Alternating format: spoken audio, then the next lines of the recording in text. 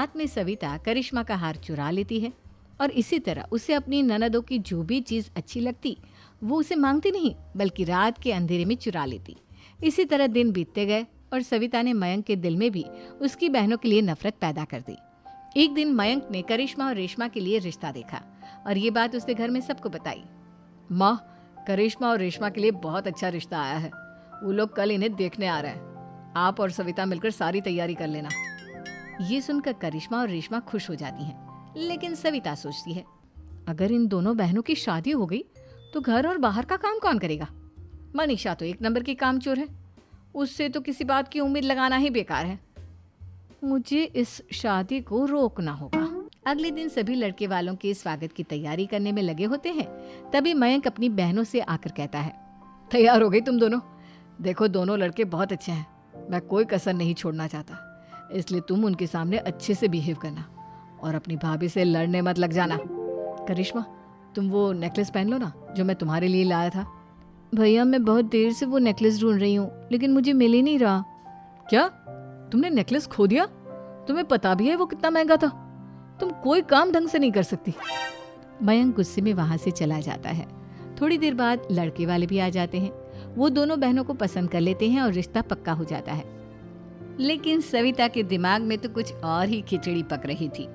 वो पंडित जी के पास करिश्मा की कुंडली लेकर जाती है और उन्हें पैसे देकर करिश्मा की कुंडली बदलवा देती है।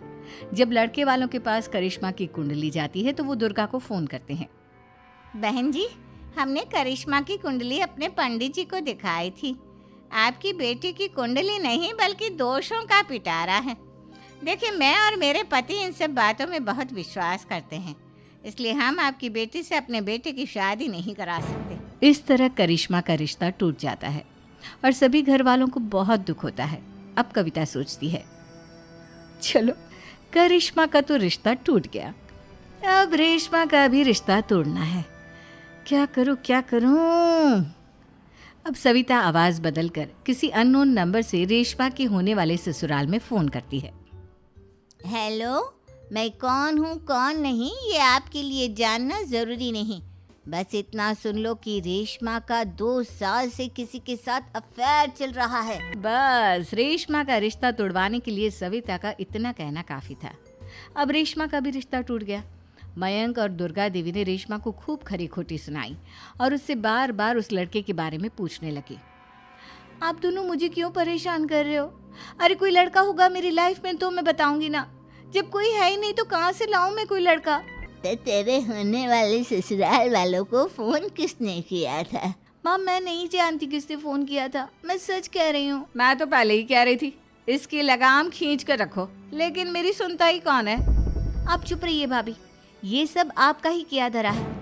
अब तीनों बहनों को विश्वास हो जाता है कि ये सब उनकी भाभी ही कर रही है। तीनों बहनें अपनी भाभी को सबक सिखाने के लिए एक वकील कर लेती है और घर में हिस्सा मांगना। देखो भैया, माँ बाप की जायदाद में जितना बेटों का हक होता है उतना ही बेटियों का, इसलिए इस घर के 4 हिस्से होंगे और हमें अपना हिस्सा चाहिए।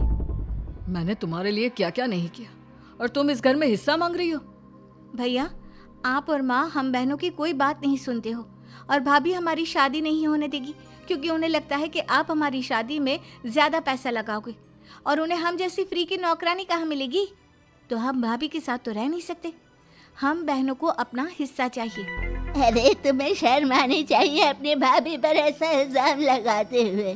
वो तुम्हारे बारे में कितना सोचती है। हाँ माँ, भाभी हमारे बारे में बहुत सोचती है। दिन रात बस यही सोचती रहती है कि किस तरह से अपनी तीनों ननदों को परेशान करूं और कभी मुझे पढ़ने भी नहीं देती। दोनों बहनों का रिश्ता भी तो इन्होंने ही तोड़वाया है और रात में हमारे कमरे में आकर हमारी चीजें भी चुराती हैं। इसी तरह सविता की तीनों ननदें अपनी बात पर अड़ी रही। अब कोर्ट में तारीख भी शुरू हो गई। जब सविता को लगा कि उसकी तीनों ननद इतनी आसानी से नहीं मानने वाली, तो उसने अपने पति और सास को सारी सच्चाई बता दी और अपनी तीनों ननद से माफी मांगी। मयंक और दुर्गा को भी अपनी गलती का एहसास हो गया। अब सविता खुद करिश्मा और रेशमा के लिए अच्छा रिश्ता ढूंढती है और उनकी शादी कर